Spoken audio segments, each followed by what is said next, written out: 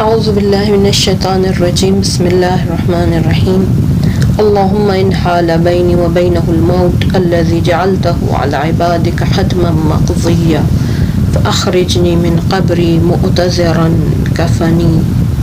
شاہرا سیفی مجردا قناتی ملبیا دعوت الداعی فی الحاضر والبادی.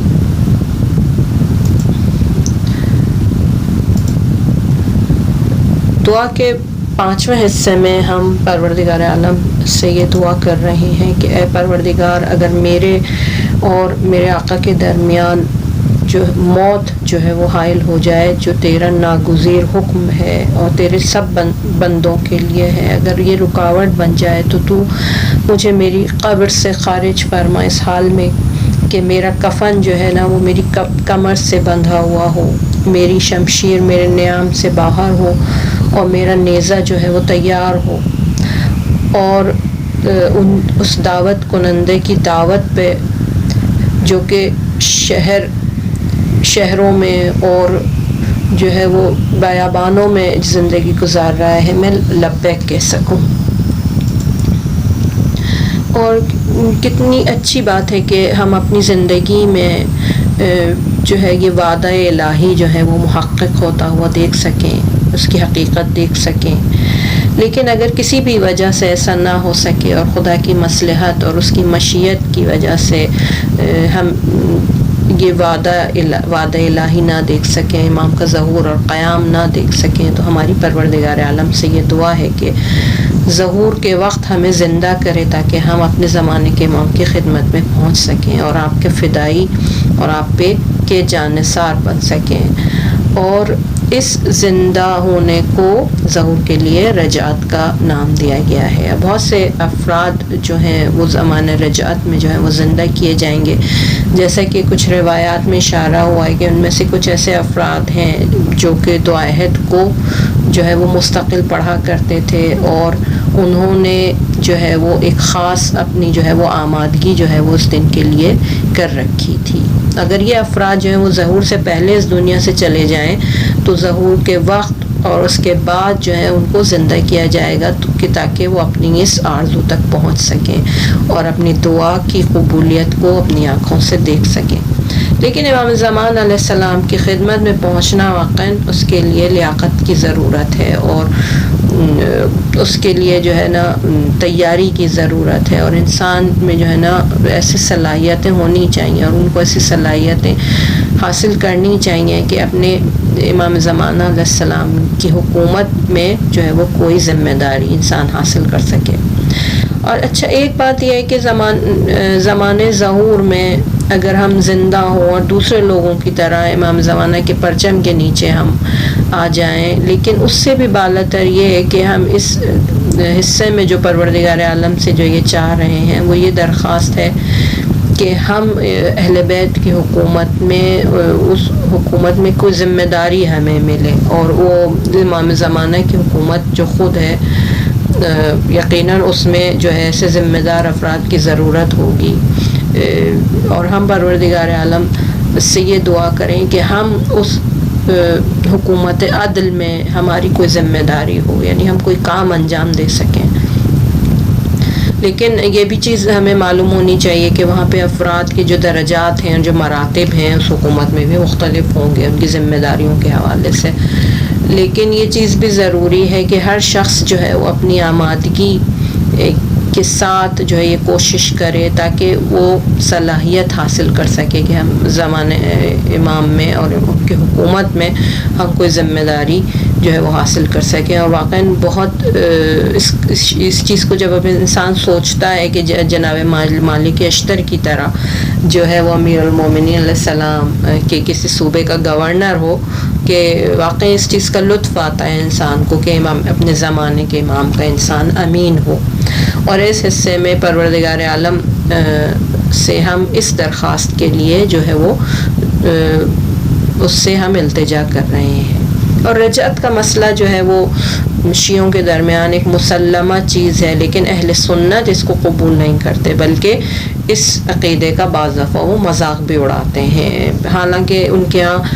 کافی روایات موجود ہیں اس سلسلے میں امام زمانہ کے حوالے سے کہ جو انہوں نے رسول خدا کی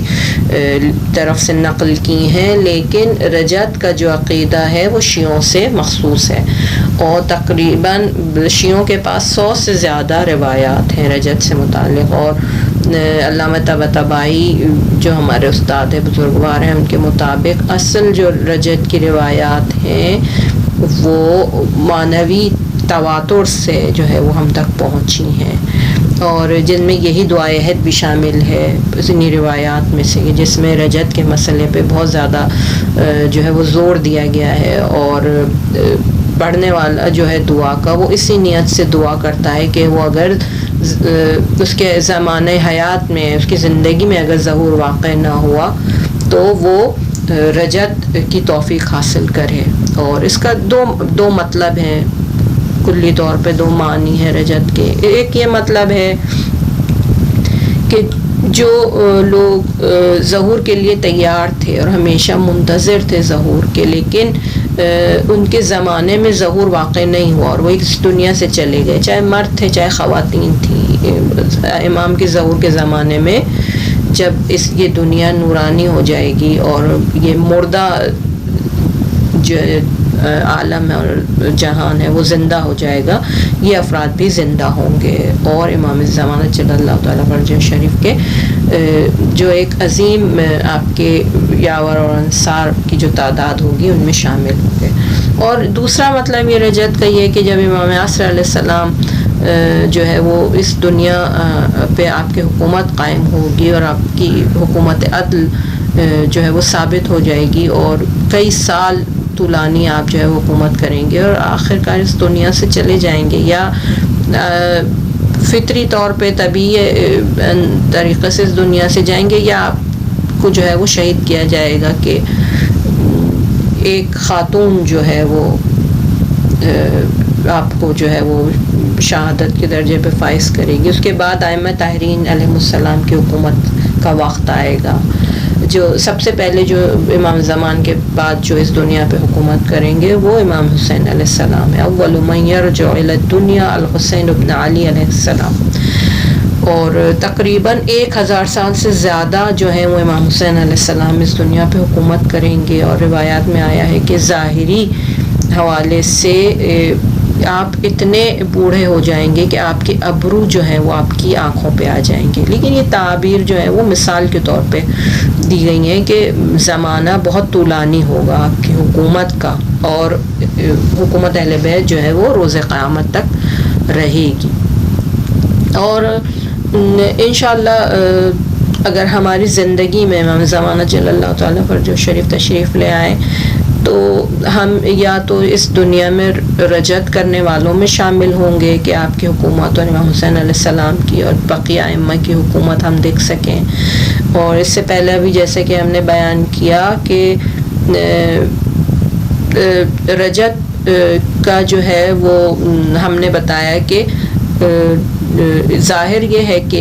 امیر المومنین علیہ السلام، سید الشہداء علیہ السلام، یہ سب جو ہیں وہ رجعت فرمائیں گے، اور کئی ہزار سال یعنی بہت طویل عرصے آپ کی حکومت ہوگی، اور اس کے بعد جو ہے وہ ائمہ میں سے تمام ائمہ جو ہیں ہمارے وہ سب اس دنیا میں واپس آئیں گے، اور کئی ہزار سال ان کی حکومت ہوگی، یہاں تک کہ کچھ روایات میں یہ بھی آیا ہے کہ معصومین علیہ السلام کی رجعت جو ہوگی وہ مقرر ہوگی، یعنی بار بار ہوگی۔ اور ان تمام حکومتوں میں جو کہ زمانہ میں حکومت ہوگی اور جو باقی ائمہ کی حکومت ہوں گی، ان میں جناب زہرا سلام اللہ علیہا بھی تشریف لائیں گی،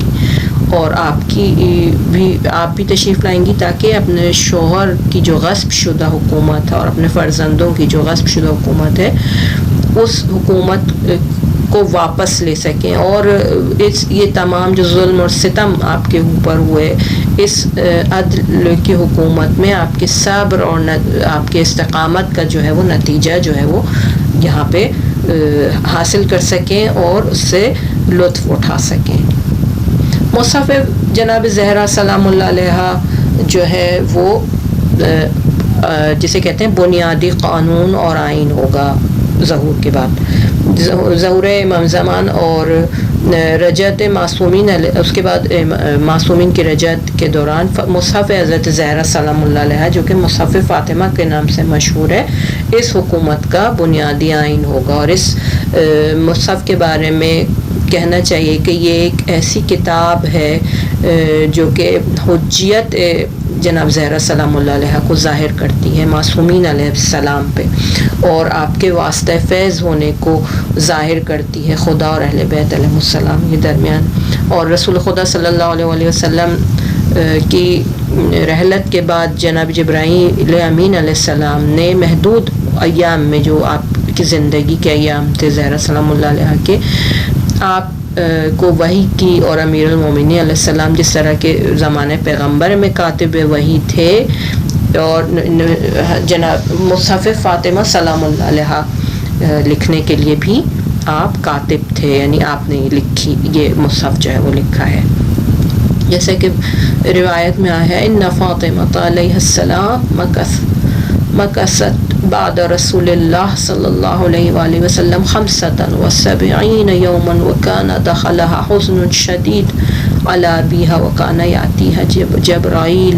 فیحسن عزاءها على ابیها ویطیب نفسها ویخبرها عن ابیها ومکانه ویخبرها بما یکون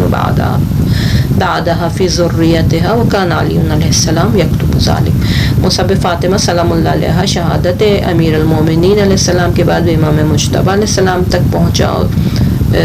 ارث کے طور پہ، اور تمام ائمہ کی شہادت کے بعد اگلے امام کے سپرد جو ہے وہ کر دیا جاتا تھا۔ اور یہ کتاب اس وقت جو ہے وہ امام زمانہ جل اللہ تعالیٰ فرجہ شریف کے پاس ہے، اور یہ کتاب جسے کہتے ہیں واسطہ فیض جو ہے، اس میں بہت سے ایسے علوم بیان کیے گئے ہیں جو آئندہ آنے والے زمانوں میں جو ہے وہ کام آئیں گے، اور اس میں ثبت کیے گئے ہیں۔ اور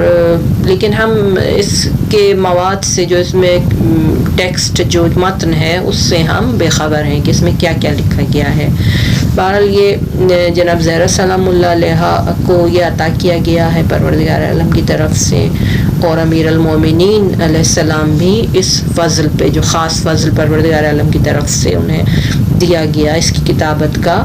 آپ اس پہ فخر فرمایا کرتے تھے، اور فرمایا کرتے تھے وَلَقَدْ أُوتِيَتْ زَوْجَتِي مُصْحَفًا فِيهِ مِنَ الْعِلْمِ مَا لَمْ يَسْبِقْهَا إِلَيْهِ أَحَدٌ خَاصَّةً مِنَ اللَّهِ وَرَسُولِهِ، یعنی جو مصحف جناب جبرائیل علیہ السلام کے ذریعے سے مخصوص ہے جناب زہرا سلام اللہ علیہ کے لیے، کوئی بھی معصوم اس فضیلت اور امتیاز کا جو ہے وہ حامل نہیں ہے۔ اور یہ فضیلت جو ہے وہ شیعوں کے نزدیک اور امام خمینی رحمۃ اللہ علیہ کے بقول جو ہے وہ جناب زہرا سلام اللہ علیہ کی بلند ترین اور برترین فضیلت ہے۔ گرچہ دوسرے ائمہ کی کتابیں بھی ہمیں ملتی ہیں، لیکن یہ مصحف جو ہے ان سب پہ اس کو برتری حاصل ہے۔ اور مصحف زہرا سلام اللہ علیہ حتیٰ امیر المومنین علیہ السلام کی نہج البلاغہ پہ، جس کو اخ القرآن یا اخت القرآن بھی کہا جاتا ہے، اس پر بھی مقدم ہے اور اس پر بھی برتری رکھتا ہے۔ اور مصحف حضرت زہرا صحیفہ سجادیہ امام سجاد علیہ السلام جو کہ زبور آل محمد کے نام سے مشہور ہے، اس پہ بھی مقدم ہے اور اس پہ بھی برتری رکھتا ہے، اور شیعوں کے افتخارات میں سے ہے۔ اور یہ مصحف شریف جو ہے جس میں تمام امتیازات اور فضائل حضرت زہرا سلام اللہ علیہ بیان کیے گئے ہیں، بالاتر ہے، اسی لیے کہ اس سے ظاہر ہوتا ہے کہ حضرت زہرا سلام اللہ علیہ کی شخصیت واقعی خاص شخصیت ہے، کہ اگرچہ وہ پیغمبر نہیں ہے لیکن جناب جبرائیل کے ذریعے سے ان کو الہام کیا گیا، ان پہ وحی کی گئی، اور جہان ہستی میں اس دنیا میں کوئی بھی شخص پیغمبر کے رسول خدا کے بعد اس طرح کے مقام کا حامل نہیں تھا۔ لہٰذا یہ کہا جا سکتا ہے کہ ایک طرح سے پروردگار عالم کی طرف سے مطالب جو ہیں وہ نازل کیے گئے اور آپ پہ، اور اس دنیا کا وجود جو ہے اور اس کے متعلق جو بھی پروردگار عالم نے آئندہ آنے والے حالات جو تھے اور جو واقعات تھے اور ظہور کے بعد کے زمانے میں جو بھی چیزیں اس دنیا کی جو ریکوائرمنٹس ہوں گی، جو ضروریات ہوں گی، وہ اس مصحف میں خدا نے جو ہے وہ نازل کی. اور اس مصحف کا فرق جو ہے وہ قرآن مجید سے یہ ہے کہ قرآن مجید جو ہے وہ تقریباً 23 سال کے عرصے میں بتدریج جو ہے رسول خدا پہ نازل ہوا، لیکن مصحف حضرت زہرا جو بعض روایات کے مطابق قرآن سے کئی گنا زیادہ ہے اور بہت کم زمانے میں تقریباً 3 مہینے میں جناب زہرا سلام اللہ علیہ پہ جو ہے وہ وحی ہوا. اور بہت زیادہ یہ چیز جو ہے وہ حیرت کے قابل باعث ہے تمام علماء اور عرفاء اور جتنے بھی بزرگ گزرے ہیں کہ یہ نقطہ ہے کہ اس میں کون سے ایسے مطالب ہیں، کون سی ایسے قابل توجہ چیزیں ہیں جن کے بارے میں قرآن کریم میں اشارہ نہیں ہوا. یعنی قرآن کریم میں وہ چیزیں موجود نہیں ہیں، لیکن مصحف جناب زہرا میں اس کا ذکر موجود ہے، جو کہ قرآن مجید جو کہ رسول خدا کا سب سے بڑا معجزہ ہے. اور انسان کو جس چیز کی بھی ضرورت ہے اس میں موجود ہے، تمام حلال و حرام اس میں موجود ہیں. وَنَزَّلْنَا عَلَيْكَ الْكِتَابَ تِبْيَانًا لِكُلِّ شَيْءٍ. اور ائمہ معصومین علیہ السلام کے پاس یہ علم قرآن موجود ہے. واللہ انی لا اعلم کتاب اللہ من اولہ الى آخرہ کأنہ فی کفی فیہ خبر السماء وخبر الارض وخبر ما کان وخبر ما هو کائن قال اللہ عز وجل فی تبیان کل شیء. اسی طرح ہر زمانے میں زمانے کے جو امام ہیں وہ عالم ترین افراد ہیں جن کے پاس قرآن کا علم موجود ہے. ان اہل البیت لم یزل اللہ یبعث فینا من یعلم کتابہ من اولہ الی آخرہ. تمام اول و آخر کا علم جو قرآن مجید میں موجود ہے وہ ائمہ طاہرین علیہ السلام کے پاس بھی موجود ہے. اور ہمارے زمانے میں جو ہے وہ ظاہر ہے کہ امام زمانہ جل اللہ تعالیٰ فرجہ شریف قرآن کے سب سے زیادہ معرفت رکھنے والے افراد میں سے ہیں، اور تمام علوم قرآن آپ کے اختیار میں ہیں. اور ظہور کے زمانے میں بھی آپ قرآن کی حقیقت سے لوگوں کو آگاہ کریں گے. اور اس کے باوجود کہ ہم میں سے بہت سے لوگ قرآن کے معانی کو ہم لوگ نہیں سمجھتے، اور صرف اس کے باوجود جو ہے وہ کئی تفاسیر لکھی گئی ہیں جو کہ اس علم کا ایک قطرہ ہے واقعی قرآن کے علم کا. اور امام زمان اجل اللہ تعالیٰ فرجہ شریف جیسے مفسر کی ہمیں ضرورت ہے کہ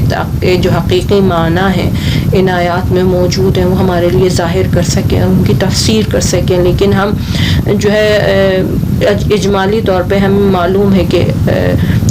جو جس چیز کی بھی انسان کو ضرورت ہے وہ آخری کتاب ہونے کے ناطے سے قرآن کریم میں موجود ہے.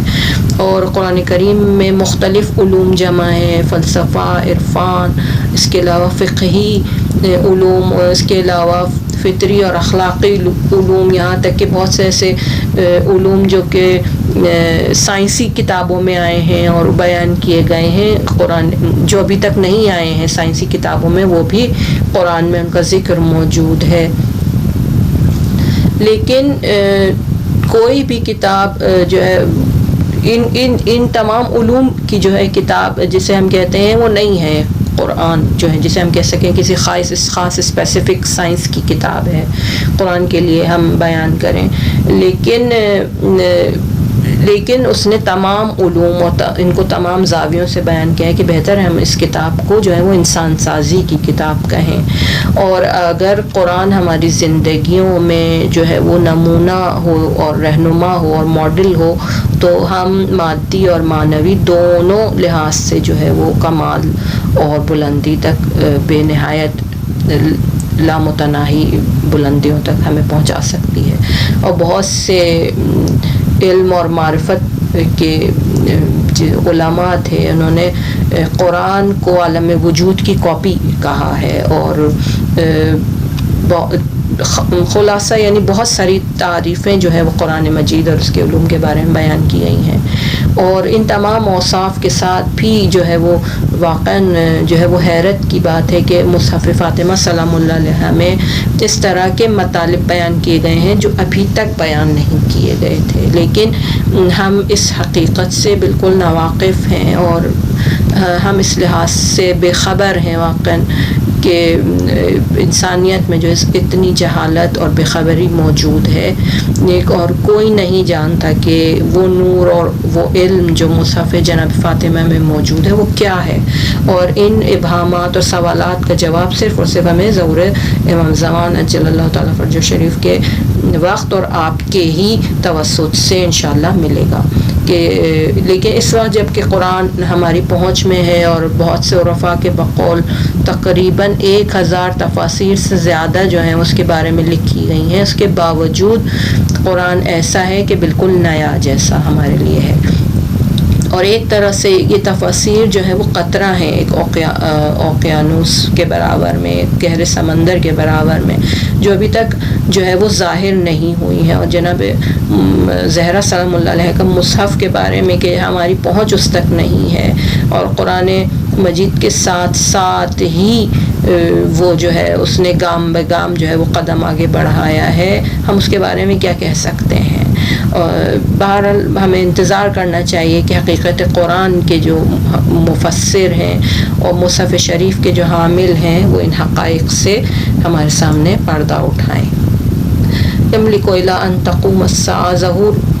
زمان ظہور اور اس کے بعد یعنی دوران رجعت اور حکومت معصومین علیہ السلام میں زیادہ تر وقت اور زیادہ تر زمانہ جو ہے وہ انسان کی زندگی کا جو ہے وہ اس روئے زمین پر ہوگا روز قیامت تک، اور مصحف زہرا سلام اللہ علیہ تمام واقعات اور اس زمانے میں جو ہمیں جن چیزوں کی ضرورت ہوگی، جسے کہتے ہیں ہم ایک بنیادی آئین جو ہوگا اس زمانے کے لیے، لہٰذا انسان کے جو آئندہ جو روشن مستقبل ہے یعنی زمان ظہور اور رجعت کے لیے جو چیز ہمیں جس چیز کی ضرورت ہے، اور اسی لیے جو اہل بیت کے پاس اب تک امانت کے طور پہ موجود ہے یہ چیز، وہ امام زمانہ کے ہاتھوں سے ہم تک پہنچے گی، لہذا اس چیز کا ذکر ضروری ہے کہ اس بات کا یہ مطلب نہیں ہے کہ قرآن کو ہم ایک طرف رکھ دیں یا نعوذ باللہ جو ہے وہ قرآن میں کوئی خدا نخواستہ کوئی نقص ہوگا جو زمانہ رجعت میں اس کی جگہ مصحف فاطمہ لے گا، بلکہ قرآن مجید جو ہے وہ رسول خدا کا ایک ہمیشہ رہنے والا معجزہ ہے، روز قیامت تک حجت ہے، دلیل ہے، رہنما ہے، اور اہل بیت علیہ السلام کے ساتھ جو ہے وہ حوض کوثر پہ وارد ہوگا یہ قرآن، انہم لن یفترقا حتی یرد علی الحوض، یعنی ثقل ہے قرآن بھی اہل بیت کی طرح، لیکن اصل میں مصحف جناب زہرا سلام اللہ علیہ ایک طرح سے علوم قرآن کی تفسیر ہے اور دوسرے کتب آسمانی کی، جیسا کہ امام باقر علیہ السلام فرماتے ہیں وَفِيهِ عِلْمُ الْقُرْآنِ كَمَا أُنزِلَ وَعِلْمُ التَّوْرَاةِ كَمَا أُنزِلَتْ وَعِلْمُ الْإِنجِيلِ وَالزَّبُورِ، یعنی اس میں قرآن کا علم ہے جس طرح کہ قرآن کو نازل کیا گیا ویسا علم، اور تورات کا علم ہے جس طرح سے وہ نازل کی گئی، ہمیں معلوم ہے کہ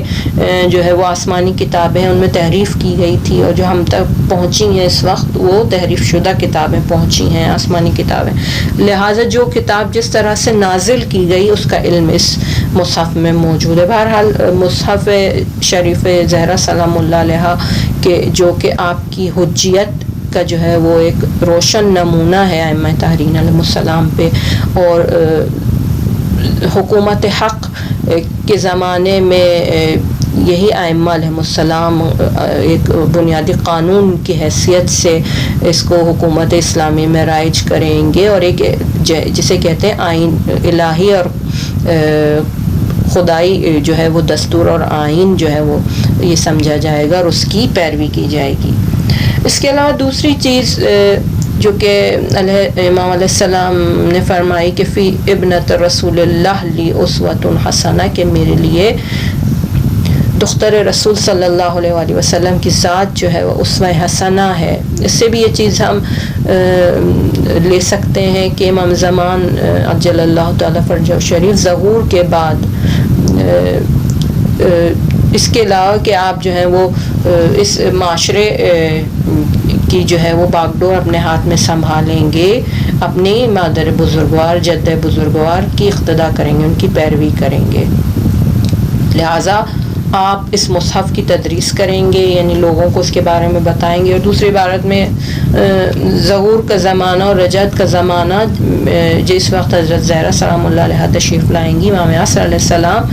اس وقت بھی آپ کو اپنا رول ماڈل قرار دیں گے اور آپ کے مصحف سے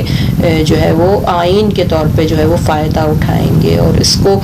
جو ہے وہ پھیلائیں گے اور سب تک پہنچائیں گے، اس میں جو بھی چیز موجود ہوگی. اگرچہ آپ کی عمر مبارک جو تھی رسول خدا صلی اللہ علیہ وسلم کے بعد بہت زیادہ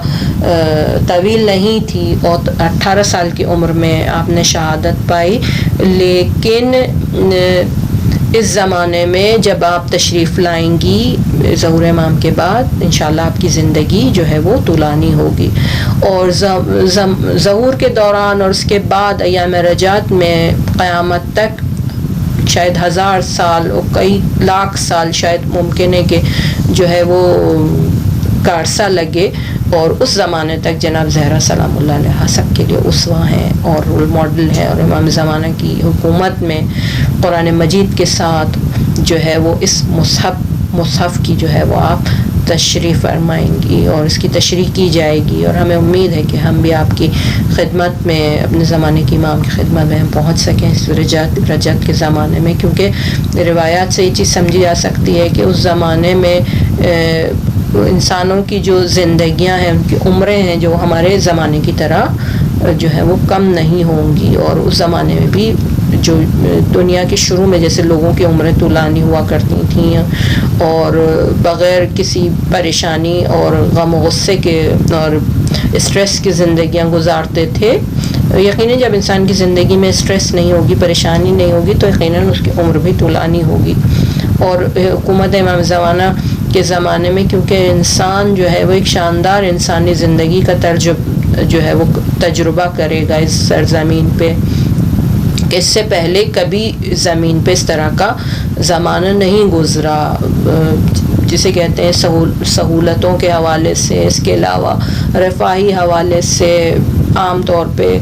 سب لوگ جو ہیں وہ اچھے حالات میں ہوں گے، کام کاج کے حوالے سے حلال طریقے سے اپنی روزی حاصل کریں گے اور بہترین جو ہے اقتصادی حالت ہوگی کہ کوئی فقیر نہیں ملے گا جس کو آپ خمس اور زکوٰۃ دے سکیں، سب جگہ جو ہے وہ ہر جگہ آباد ہوگی اور کوئی شخص بھی جو ہے وہ بے گھر نہیں ہوگا اور زمین میں کسی بھی قسم کی کوئی برائی اور خرابی پیدا نہیں ہوگی، یہ نہیں ملے گی ہمیں.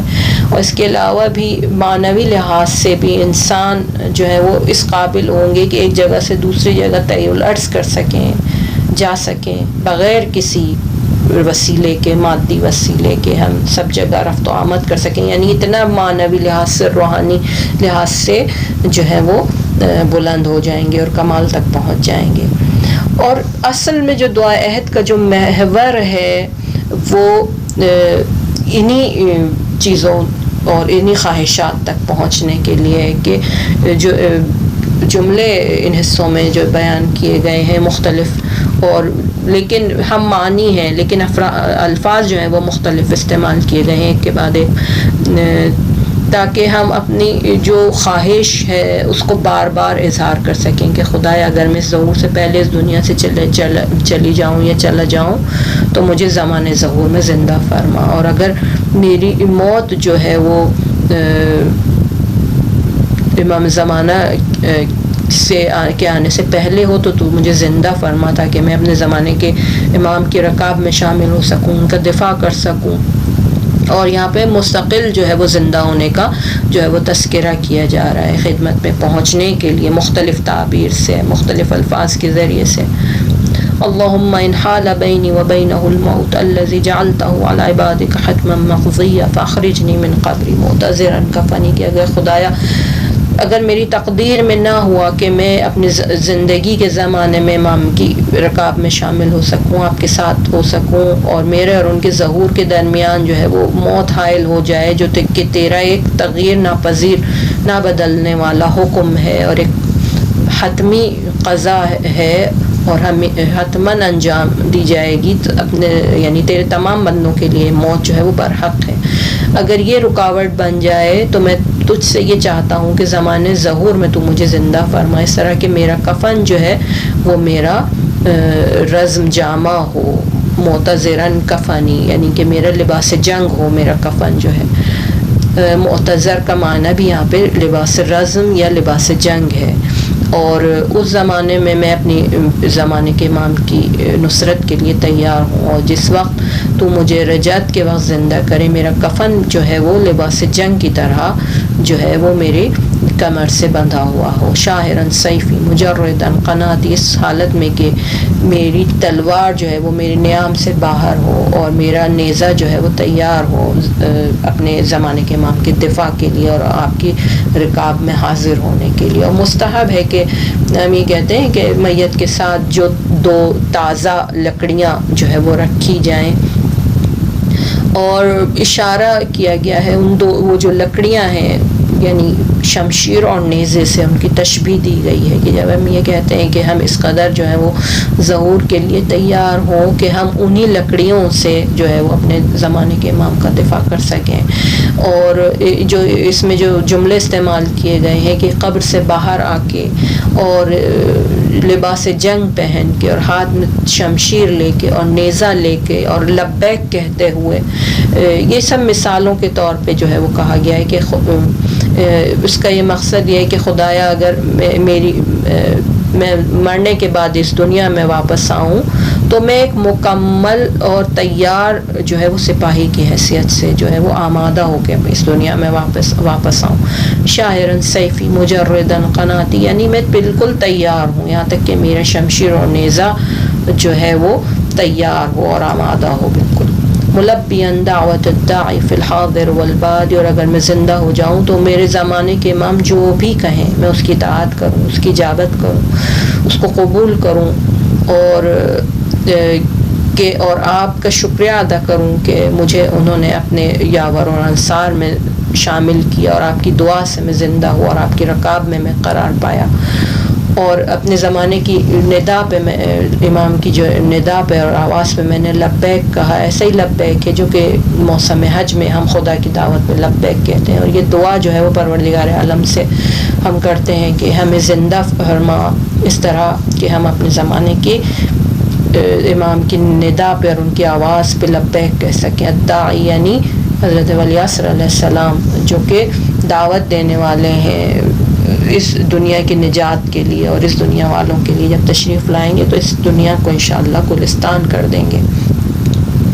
الداعی فی الحاضر والبادی، اور امام کی جو قدرت ہے اور آپ کی جو کامیابی ہے وہ ایک شہر اور ایک خاص گاؤں یا شہر سے مختص نہیں ہے، بلکہ حجاز، ایران یا مشرق وسطیٰ کے لیے نہیں ہے، بلکہ پوری دنیا کے لیے ہے۔ لہٰذا آپ کی دعوت بھی تو پوری دنیا کے لیے ہے۔ اور جب میں یہ چاہتا ہوں کہ جواب دوں کسی بھی شہر کا رہنے والا ہوں یا کسی بھی جگہ کا یا کسی بھی گاؤں کا رہنے والا ہوں، کسی آباد یا بیابان جگہ کا رہنے والا ہوں، آپ کی ندا پہ، آپ کی آواز پہ جب میں جواب دوں تو میں آپ کی رکاب میں اپنے آپ کو تیار رکھوں اس وقت کہ جب آپ تشریف لائیں، اسلام کا پرچم اس دنیا پر لہرائیں اور تمام زمین جو ہے وہ ایک مکمل ملک کی صورت جو ہے وہ اختیار کر جائے۔ اور واقعاً کاش ایسا ہو کہ ہم ان تمام دعووں میں جو ہے وہ سچے ثابت ہوں اور واقعاً ہم جو ہے وہ سچائی سے اپنے آپ کو ظہور اور امام کی رکاب میں خدمت کے لیے تیار کر سکیں، اور کاش کہ ہمارے اندر یہ صلاحیت پیدا ہو اور حقیقتاً ہم ظہور کے لیے تیار ہو جائیں۔ اور یہ تجدید عہد اور یہ جو پیمان جو ہے وہ ایک طرح سے ہماری بیداری کے لیے ہے، اور کہ ہم جتنا کر سکتے ہیں اپنے زمانے کے امام کی خدمت میں جو ہے وہ رہیں۔ اور یہ چیز اس پہ توجہ رکھنی چاہیے کہ ایثار اور فداکاری حقیقی طور پہ جو کہ اس کے علاوہ چیزیں ہیں جو کہ بعض دفعہ ہم جو ہے وہ ظاہری طور پہ جس کا دعویٰ کرتے ہیں یا تصور کرتے ہیں، لیکن ظہور امام کے منتظر جو ہیں وہ اپنی زندگی میں اور اپنے سلوک میں ایسے ہونے چاہیے کہ جناب زہیر تھے کربلا میں، امام حسین علیہ السلام کی اصحاب کی مثال ہونی چاہیے کہ وہ 313 افراد جو یاران خاص ہیں امام زمانہ جل اللہ تعالیٰ فرجہ شریف کے سب اصحاب امام حسین علیہ السلام کی طرح ہیں. اور ان دعا کے ان حصوں میں بھی ہم یہ خدا سے یہ دعا کرتے ہیں کہ اگر تو مجھے زمانے ظہور میں زندہ کرے تو میں اپنے بیوی بچوں کے پیچھے نہیں جاؤں گا، مال اور منال کے پیچھے نہیں جاؤں گا، یہ دنیا حاصل کرنے کے پیچھے نہیں جاؤں گا. جیسے ہی میں اس قبر سے خارج ہوں گا تو میرا لباس جو ہے وہ لباس جنگ ہوگا، اور جو میرے ہاتھوں کے نیچے جو 2 لکڑیاں رکھی گئی ہیں مرنے کے بعد وہ میرے لیے نیزہ اور شمشیر کی طرح ہوں گی، اور میں مکمل طور پہ 100% اپنے امام کی دفاع اور ان کی خدمت کے لیے تیار ہوں گا. واقعاً کتنے خوش قسمت ہیں وہ لوگ جو کہ اپنی ان باتوں میں سچے ہوں، صادق ہوں،